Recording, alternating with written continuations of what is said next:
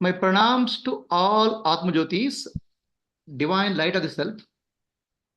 I welcome all of you for today's session of Bhagavad Gita. As a part of the Akhanda Bhagavad Gita, Jnana Yajna, we completed Prarthana Shlokas.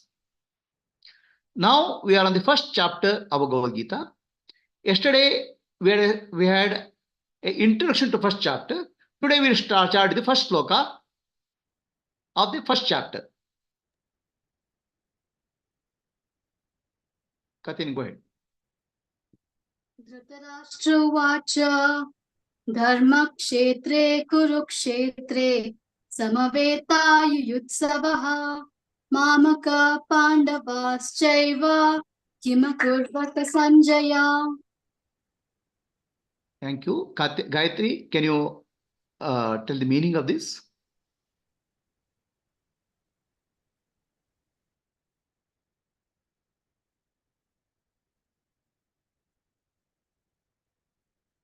So today we are taking the first shloka of the first chapter, which is actually called Arjuna Vishada Yoga. The question in this shloka is, what is Dharmakshetra? The shloka starts with Dharmakshetre Kurukshetre. What is Dharmakshetra? That question we are addressing. Can you go ahead, Gayatri? Oh, yes, good. Dhritarashtra speaks, O Sanjaya, after gathering on the holy field of Kurukshetra with a desire to fight, what did my sons and the sons of Pandu do? So this first shloka is the opening shloka of Bhagavad Gita. Dhritarashtra, the father of Kauravas, he is blind king. He asks his Sanjaya, who is helping him to see what's happening in the war field. Sanjaya is like a remote commentator. Sanjaya and Dhritarashtra are sitting in the palace. Dhritarashtra cannot see the war because he's blind. Sanjaya can see the war. He can do a remote viewing. He can see what's happening in the war field sitting in the palace. That's because of a blessing given by Sri Vedavasa Maharshi to Sanjaya. So Dhritarashtra is asking the question in Dharmakshetra, Kurukshetra, in the holy land of Kurukshetra, warriors have gathered together. What type of warriors? There are two types of warriors. Mamakaha, my sons. Pandavaschaiva and Pandavas. My sons means sons of Dhritarashtra. They are called Kauravas. The 100 children of Dhritarashtra are called Kauravas. And Pandavas, the 5 children of Panduraja and their army. My children and their army together, they have gathered in the Kurukshetra. Kurukshetra is the place. Kurukshetra is also Dharmakshetra, holy land. They are there ready to fight. What are they doing? So there is a very interesting point here. Dhritarashtra is the blind king.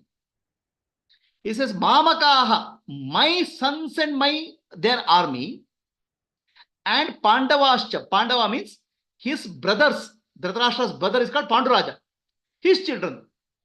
In reality, his brother's children also Dhritarashtra, related to Dhritarashtra, but he separates them out. My children and others. So this is typically what we call as Mamakara. Ahankara and Mamakara. Mamakara means this is mine, this is my family, this is my house, this is my relative. You put a boundary. Ahankara means the ego. Who am I? And Mamakara means what belongs to me. Dhritarashtra is putting a boundary.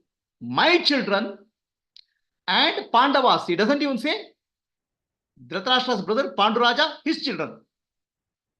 They're also like his children only, but he puts a boundary. Then he's asking Sanjaya, in Dharmakshetra and Kurukshetra, Yutsavaha, those who are ready to fight, they have gathered together. Pandavas and Kauravas are ready to fight war. Why is asking the question? Why is saying Dharmakshetra? So let us understand that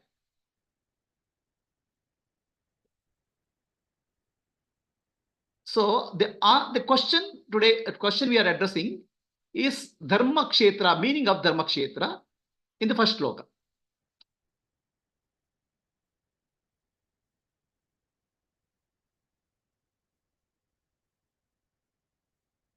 See, Dharmakshetra and Kurukshetra is the first starting words of the first chapter. The Kuruk is a place in Haryana today. Current Haryana in India has a place called Kurukshetra, where a huge battle was fought. But Dhritarashtra says it's a holy place, Dharmakshetra and Kurukshetra. So Kurukshetra represents external war field. All of us have to fight a war. We have a war within and war without. So life requires, in life, there are challenges, opportunities, failure, successes, people who cheat, people who help. So there's an external war for all of us. The Kurukshetra represents the external war field. But the Kurukshetra, the place where Pandavas and Kauravas have chosen to fight, it's called a holy land, holy place. That's why it's called Dharmakshetra. Why holy place? In Vedas, Shatapada Brahmana says Kurukshetra is a holy place because Devatas performed yajna there. So here, Dharmakshetre, Kurukshetra is a holy place where Devatas performed yajna. So why Dhritarashtra is using Dharmakshetra, Kurukshetra? He is a bit worried about his children. His children have come to fight the war. It's a Dharmakshetra. Dharmakshetra means where divine beings, Devatas have done yajna. So what if my children's mind changes? Then they will not fight the war. Then if they don't fight the war, they will not get the kingdom. So Dhritarashtra wants his children to fight the war to get the kingdom. So he is a bit anxious. What are they doing? So see, his selfishness. My children, they should not be influenced by Dharmakshetra. Dharma, they should not influence them. They should fight the war to get the kingdom. So this is the intention behind the Dharmakshetra, Kurukshetra. Then another important thing here is that Bhagavad Gita has different level of meaning. First is called Dharma Gita. Dharma, where Gita is about dharma or our behavior, our ethical behavior or moral behavior in the society, external field. So that's why Dharma Gita. And it's Bhakti Gita. It's a devotion to the divine beings. So the Mahabharata war, external field, war field, also involves many devatas who are supporting Pandavas and Kauravas, devatas and asuras. It's a war field of devatas and asuras also. And Sri Krishna is incarnation of Vishnu. In the sense, it's Adi Devika or metaphysically, divine beings are participating. Pandavas and Kauravas are the incarnations of divine beings also, including Sri Krishna. So that's why Bhakti Gita or devotional aspect is involved in the Bhagavad Gita. And Jnana Gita, Jnana is there in Bhagavad Gita, Yoga is there in Bhagavad Gita, and enlightened living is there in Bhagavad Gita. That's why Jnana Gita, Yoga Gita, Mukta Gita, all are involved as Adhyatmic meaning. So that's why external war field, Kurukshetra, the two dimensions are coming. One is Bhakti Gita and Dharma Gita. About Dharma also is coming there. External war field. And then we have internal war field, inner war field. What is inner war field? Our body, mind complex is inner war field. Our body has 5 koshas or layers. So Kurukshetra and Dharmakshetra refer to the different layers of the body. Our gross body is Kurukshetra, because gross body houses our organs of action, sense organs. So this is used for Kurukshetra or karma. Kuru means karma. For all actions have to happen through the body. Okay. So the karma, what you do is seed. Kshetra means field. Like in agricultural land, you put a seed and fruits will come. Like that, our external body, physical body, is a field for karma and karma phala. We can sow a karma, we can do a karma and get karma phala. So that's why it's called Kurukshetra, external body. We have an inner body. It's called subtle body. Subtle body is part of Dharmakshetra. The subtle body, Sukshma Sharira, involves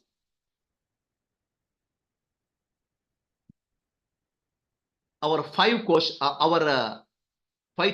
six chakras, Muladhara, Swadhisthana, Manipura, Anahata, Vishuddha, Adna, Sahasrara, spinal cord and nervous system. So here, this is a battle between the inner and outer reality. The mind which goes, the tendencies, vasanas and samskaras were pulled down, and intellect and purified intellect pulls us up. So that's the inner battlefield is called Dharmakshetra. So Dharmakshetra and Kurukshetra, in the spiritual sense, represents the inner warfield.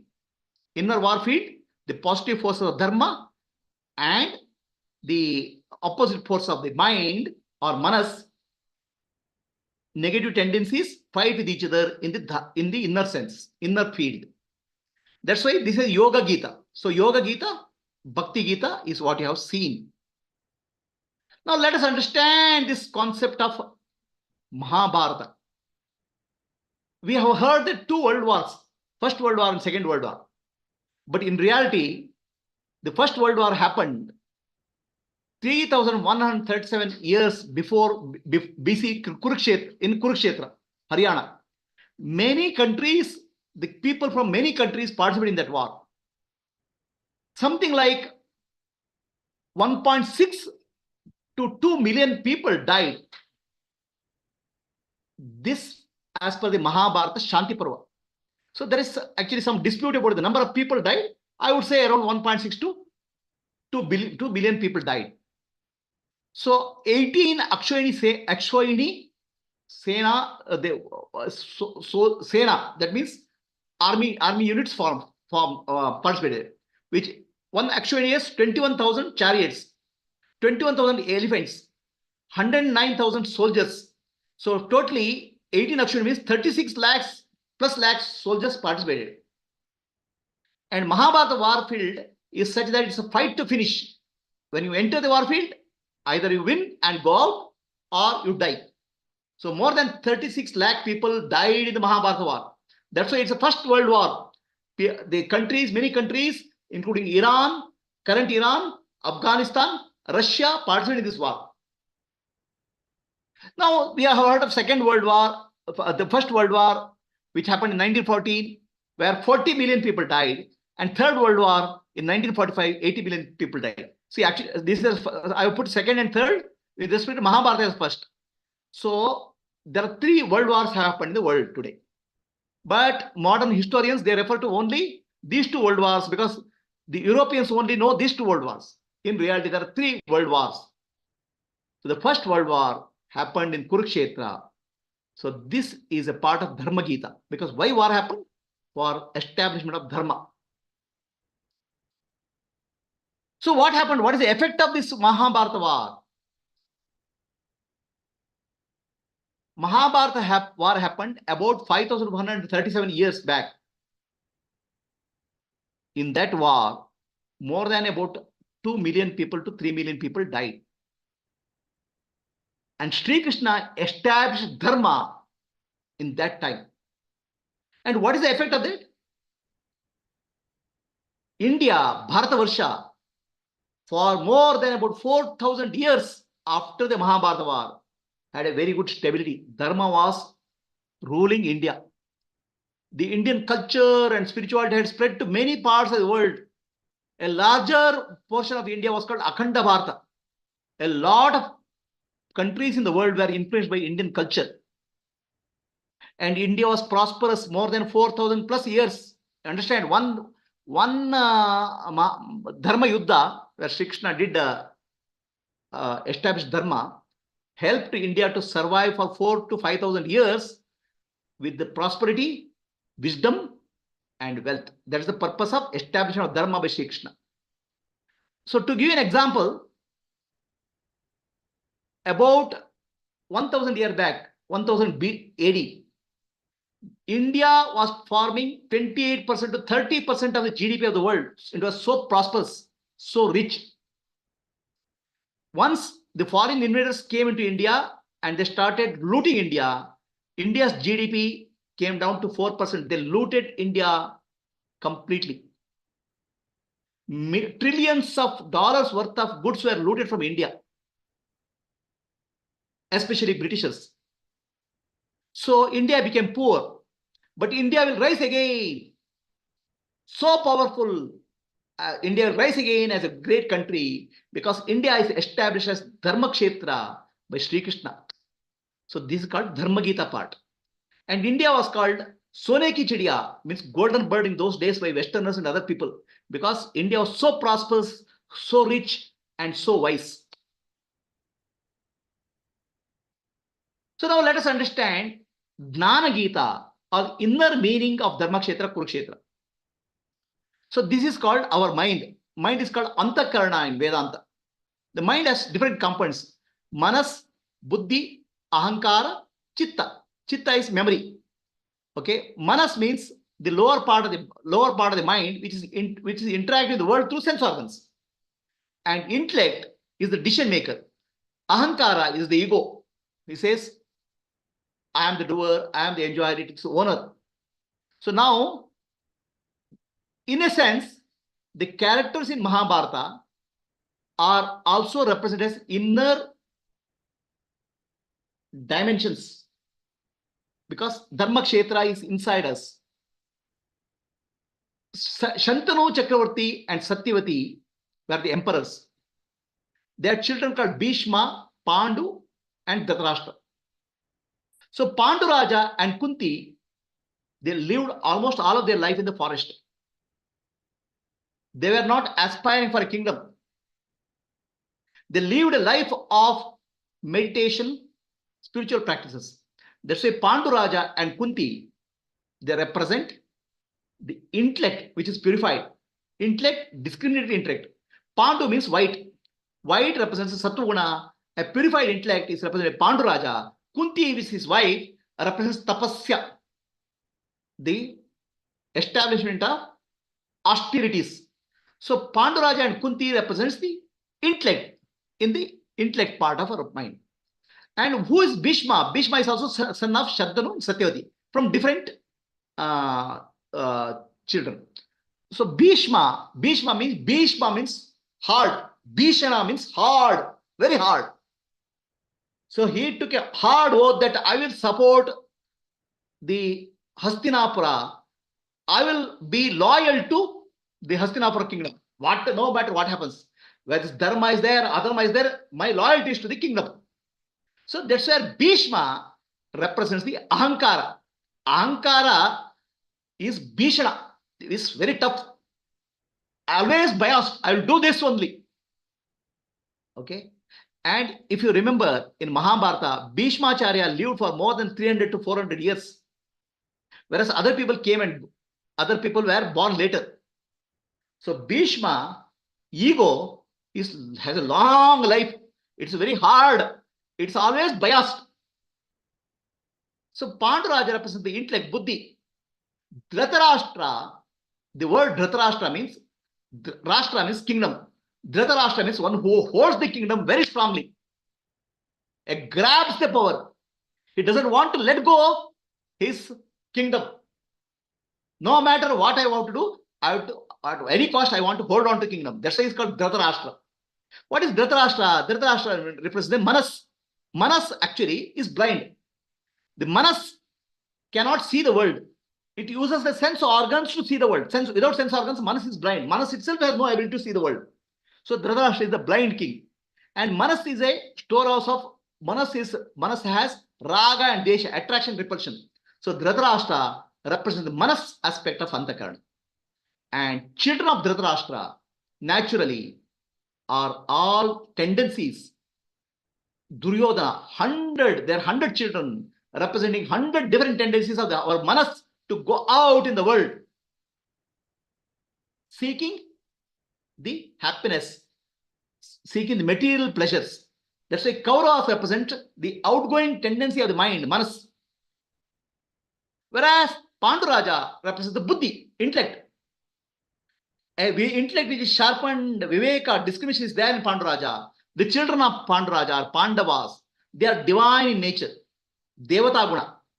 They are actually inner tendencies which will uplift us, purify us. So that way, the Pandava characters, Mahabharata characters also represent our inner Dharmakshetra, the inner warfield, Dharmakshetra. Who is Sanjaya? Dhritarashtra asks Sanjaya, please tell me what's happening. Dhritarashtra has no eyes, he is blind. Sanjaya represents the intuition. Sanjaya means victorious, one who is victorious. An intuition which is purified, a pure intuition has a clarity of seeing. That's called Sanjaya. So that way, Mahabharata characters also represent our inner characteristic, inner aspects of our inner warfield called Dharmakshetra. So here, Dharmakshetra I also showed.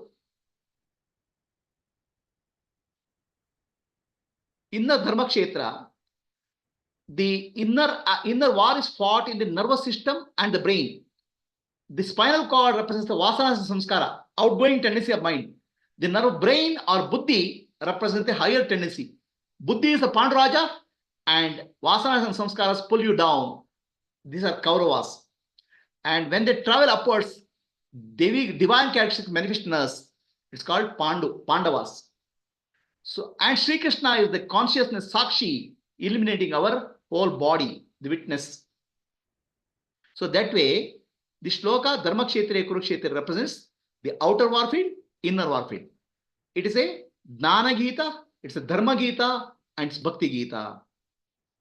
So all of you are welcome to look at our website, YouTube channel, like our videos, and share with your friends.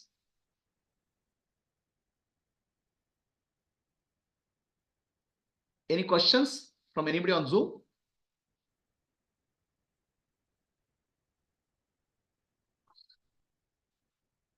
Kaumari, Savitrama, Vasuki.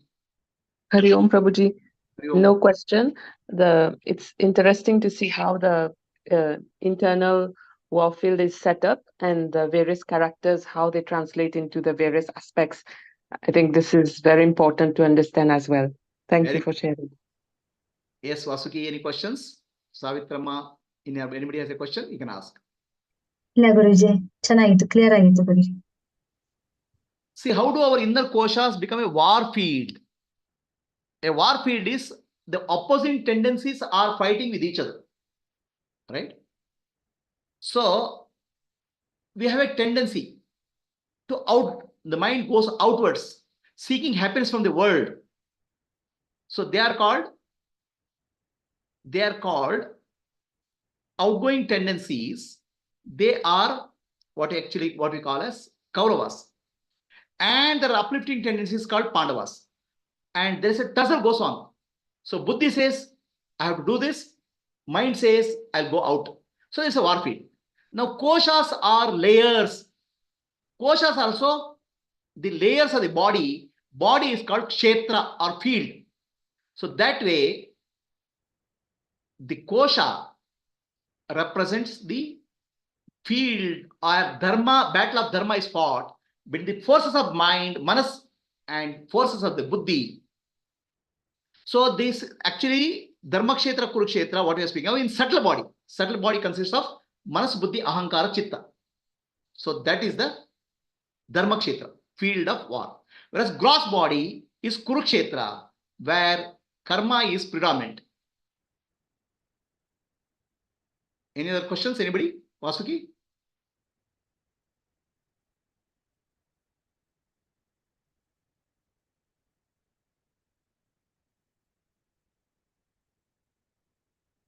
Okay, if there are no questions, we'll stop. In 5 minutes, we'll start the Kannada.